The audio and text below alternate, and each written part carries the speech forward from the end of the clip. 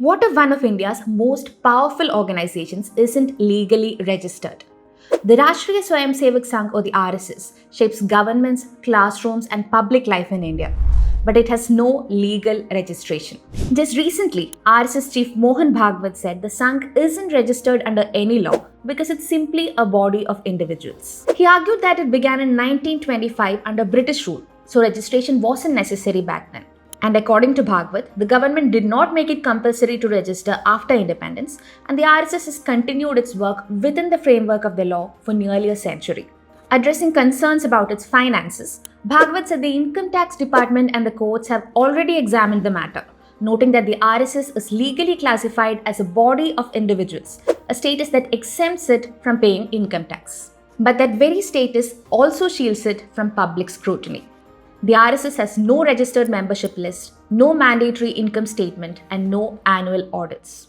Yet it operates on a scale few institutions can match, with more than 80,000 local shakhas, hundreds of affiliated schools, charities, and publishing houses, and a Rs 150 crore headquarters in Delhi. So, how does an unregistered organization own land, raise funds, and run national programs? Through a web of registered fronts, including temple trusts, welfare societies, and cultural NGOs. Money and assets move through those affiliates, while the core organization stays legally invisible. There's no single entity to question, no clear paper trail to follow.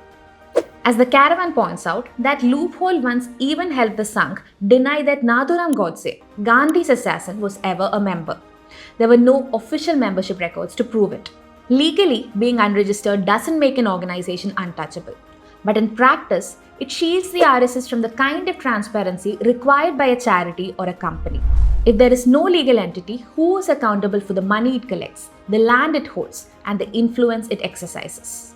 The RSS has used terms conveniently over the decades.